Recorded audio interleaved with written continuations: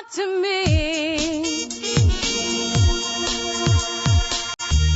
WSRadio.com. Welcome to the Coaching Show with your host, Master Certified Coach Christopher McAuliffe. Thank you, Declara, and welcome everyone to another edition. A very exciting show today. Let's see. What is there to talk about in the world? We're in March of 2013. We're about to one of the interviews in our upcoming programs will be with the founders of Conversation, singular, Among Masters, plural, Conversation Among Masters, an annual get-together of Master Certified Coaches and the like. We'll be talking with them as well as some of the keynote speakers from that event. As you know, there are regional, global ICF conferences coming up. This week, notably in Australasia, we'll have a word from the creators and participants of that event in coming weeks. And today, an extraordinary show, two wonderful people and a lot to learn. Vivian Glyck is our first guest. She's a powerhouse in the marketing industry, someone who has been a consultant to some of the top spiritual thought leaders of our time, including Deepak Chopra, Tony Robbins, Dean Ornish, John Kabat-Zinn. Also passionate about parenting and dedicated to improving the lives of mothers and children globally. In 2006, Vivian founded the not-for-profit organization Just Like My Child Foundation after the birth of her son.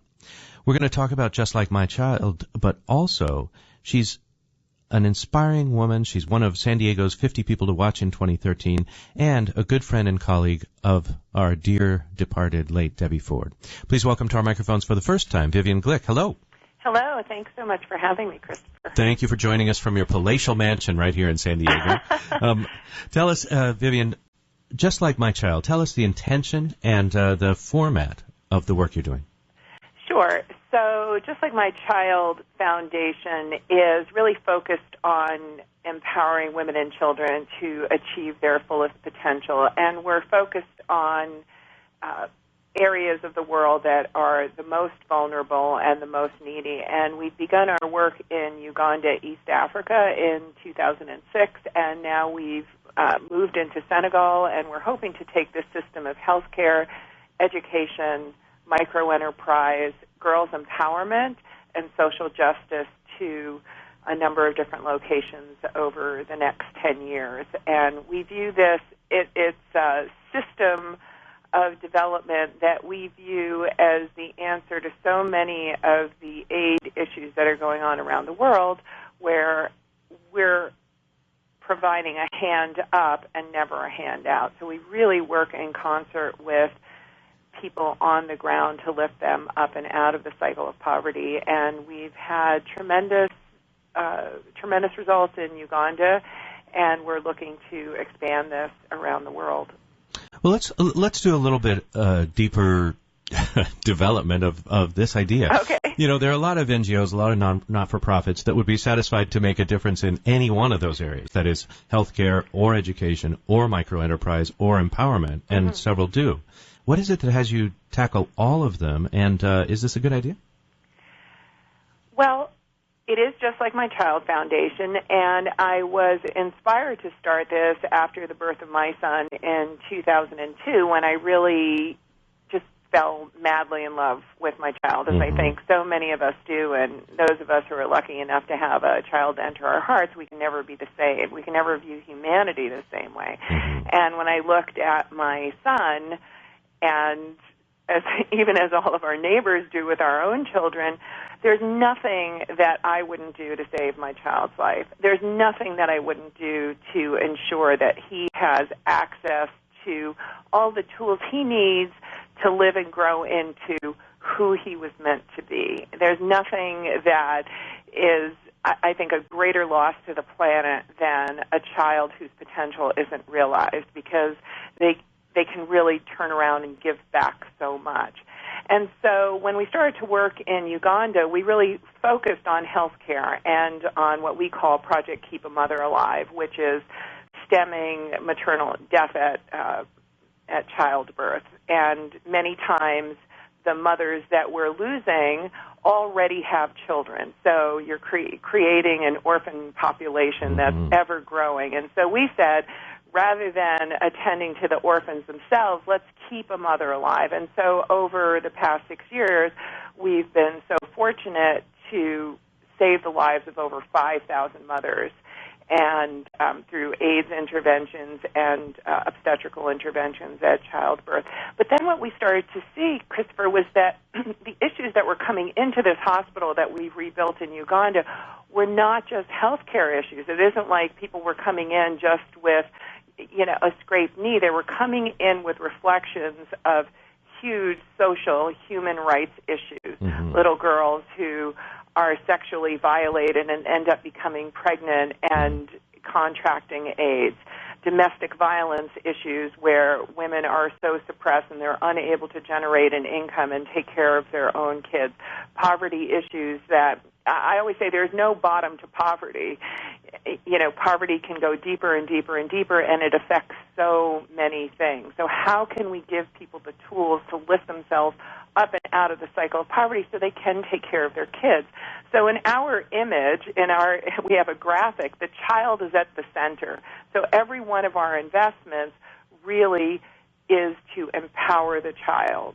Healthcare, education, microenterprise, girls' empowerment, social justice. These are all things that a child needs and that parents need in order to be able to invest in their child. So people can say, oh, that's a lot to do, but if you leave any one of those elements out, our outcome becomes marginalized. We can't say that just healthcare is going to create that transformation and allow the child to live to their fullest potential. So,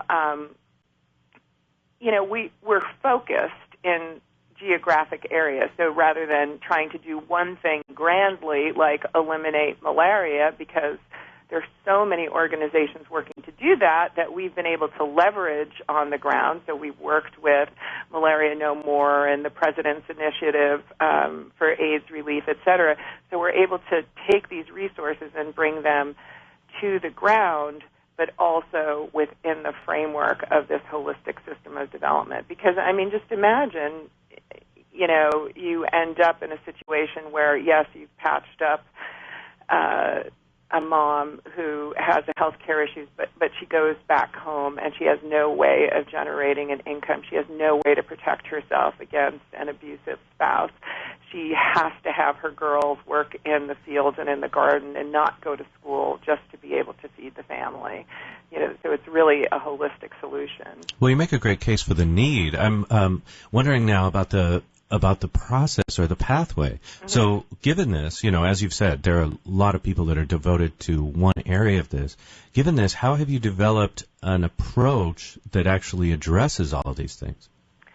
Well, we believe in solidarity, not charity, so that we don't swoop in to the areas that we're working to just give a Band-Aid or give money to buy food or to build housing, et cetera. We work together with the leaders on the ground, and the poor can be hugely resourceful. It's like Muhammad Yunus says, who founded the Grameen Bank and basically invented microfinance. We're all born an entrepreneur, and so we really work with people on the ground to help them plan within their own context. So even when we bring people to Uganda and, many people come and they have a skill that they want to share, we say, come to learn first. And that's really what we did. We came and we learned. We sit with the people. We're highly integrated into the communities. So that absolutely, just imagine here, if somebody came here and started telling you what to do and how to do it, et cetera, rather than asking you, what is it that you need? What's your vision? What are the resources that you need? And, I have these tools that maybe you could take advantage of. So everything we do in the hospital that we've rebuilt, we work hand in hand with the staff and with the team there and the administrators in order to map out the progress of the hospital and in order to have them be able to generate income so that they can end up being self-sustaining as well. Same thing with the schools that we've built.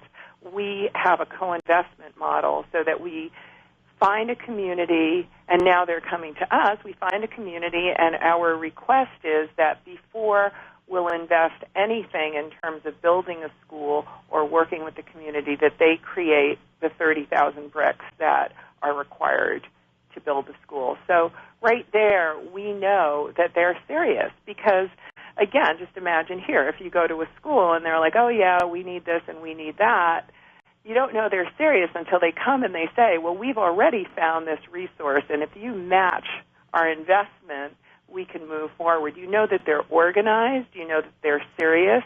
You know that they have communication with each other.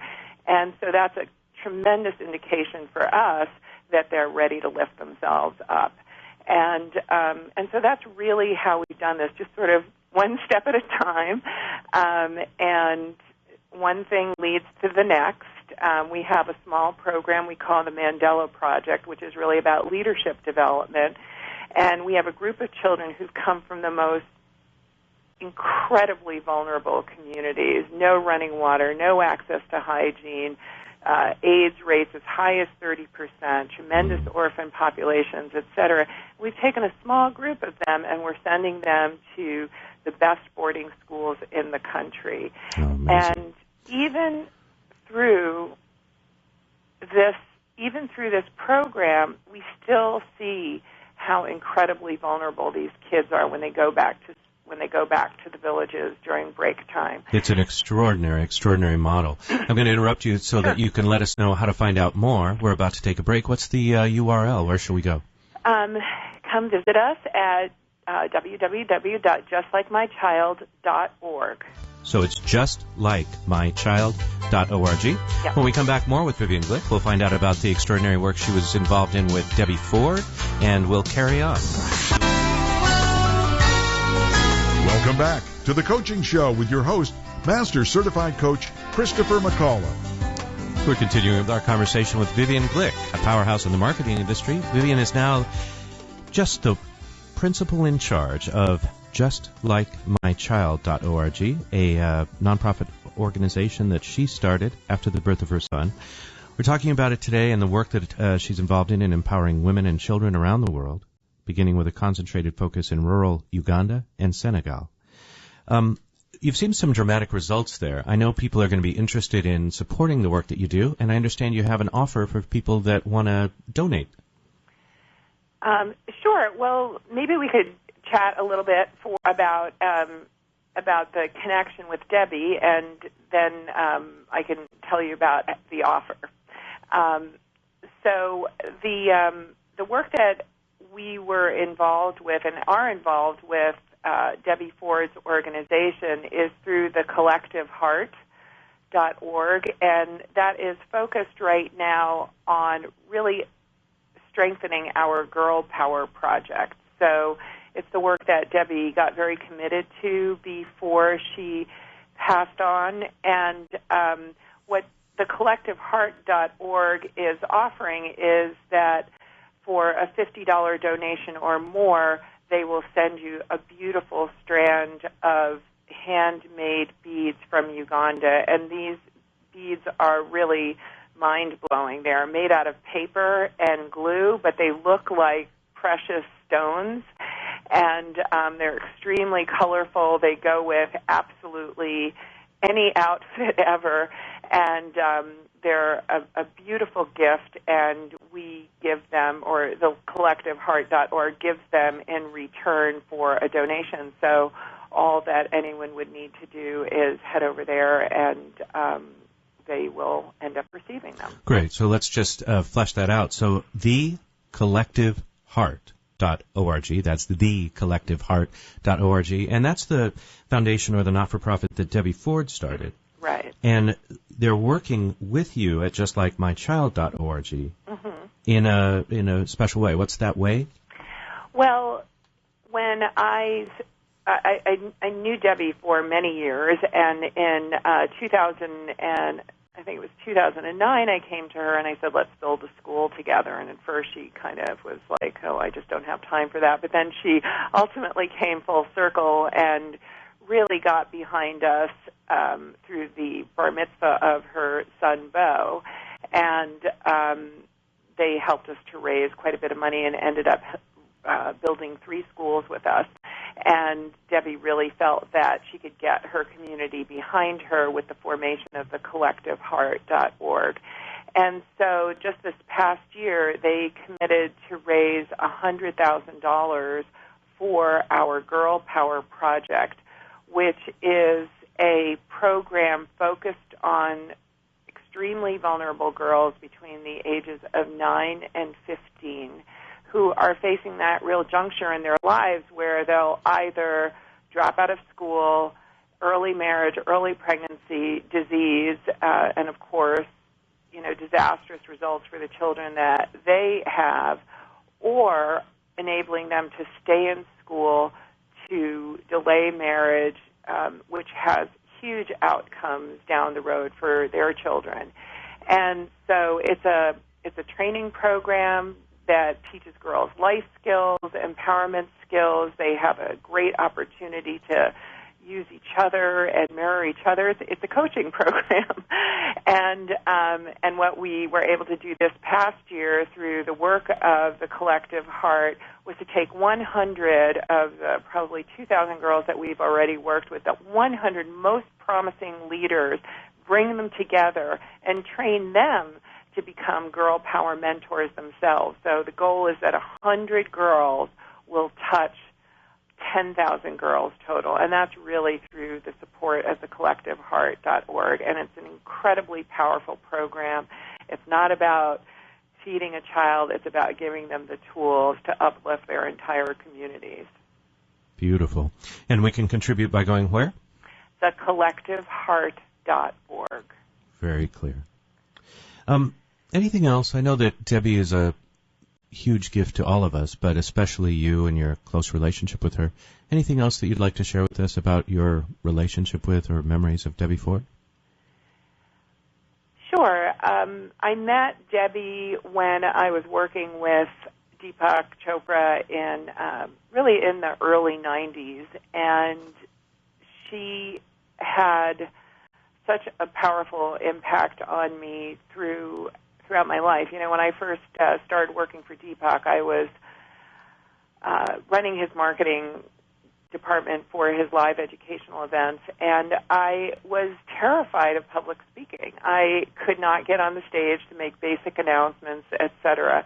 And Deepak's people sent me to Debbie to coach me on really facing what this was all about. And Debbie said something to me that I, of course, will never forget, which is what resists persists, until I really take a look at this and go into it from the inside out, it's always going to follow me around. And, to have her then 10, 12 years later get behind me in a situation where nothing's happening if I'm not out there and speaking publicly was just so empowering for me to have that force behind me. I mean, Debbie wasn't just my coach, she was my sister. We were very good friends, and I just felt so honored to have her constantly constantly have my back, and the legacy that she was able to create by supporting me and also supporting the organization, but giving me my voice is something that I really long to pass on. And what a beautiful metaphor as well, because now you're giving voice to so many young women and yeah, I didn't think about that till just now, but yeah. We're changing the name, folks. It's Give the Women a Voice. No, yeah, one more name. Indeed. Let's talk briefly about your books. In your copious spare time, you're an author, and we can find your books in the self-help section. Yeah, and it was actually when I had my son in 2002, I became a completely neurotic mother, like I think so many of us do, and I decided to write a book about it, and it's called The Tao of Poop, keeping your sanity and your soul while raising a baby. So I want to emphasize that just in case people misheard it as it was going by. The Tao, many people know the bestseller, The Tao of Pooh, meaning, Winnie the Pooh. This is a different kind of poo. This is the Tao of P-O-O-P. Is that right? Yes. Yeah. It's basically what you can learn about yourself and your soul and your purpose by changing diapers. Beautiful. So, but it's just a sweet book with a lot of input from other parents about taking a look at the things that confront them when they become parents. We kind of got an idealized view of motherhood, and I think even over the last 10 years or so, there's been more kind of taken out of the box in terms of trying to have it all and trying to juggle it all and wanting to be the best that we can be for our children, and all the while being helicopters as well, right? Yeah. Okay, so that's a perfect gift for new moms and dads. The Tao, of Poop. And your other book? My other book is 12 Lessons on Life I Learned from My Garden, Spiritual Guidance from the Vegetable Patch, and it was a book that I really was inspired to write after working with Deepak and really having the time to go inside and meditate and spend time in nature, and I spent a lot of time in my garden, and I just started to see so many parallels between the issues that gardeners face and what we face every day in our lives, and there were so many parallels, and it was really the first time that I had my own encounter with God. It was in the garden, so I wrote a book about it. Wonderful. Well, thank you. It's lovely to be with you. We've got just a short time left. I want to make sure people know to go to www.justlikeMychild.org to find out more about the work you're doing. Can you give me a brief answer to a simple question? Why Uganda? Sure.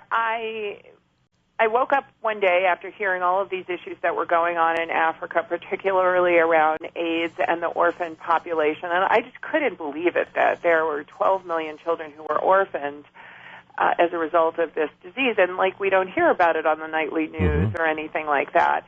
And I ended up going to Senegal, was my first country that I visited, and there, luckily and fortunately, the AIDS issues aren't as significant as the poverty issues, and I knew that I wanted to work in East Africa. Got it. So it just sort of touched your heart. It just sort of reached out to you and grabbed you. Thank you for the great work you're doing. I do want to give you an opportunity with just the 30 seconds we've got left to give us a parting shot. If you had something to say to 25,000 or so coaches, what would you have us know? Just to really follow that voice inside that is asking you to contribute and asking you to give, because the return is so much bigger than anything we can imagine. A beautiful reminder and a great way to kick off this first day of spring. Vivian Glyck, thank you so much for your work. Thank you for being with us. Once again, the opportunity for you is go to www.thecollectiveheart.org. Spend $50 or more, and you'll receive a strand of handmade beads, and by spend, of course, I mean donate, from the women of Uganda. In addition, check out justlikeMychild.org and see the great work that Vivian Glyck is doing in the worlds of healthcare, education, empowerment, and microenterprise to the women and girls of Uganda and Senegal. Vivian Glyck, thank you very much.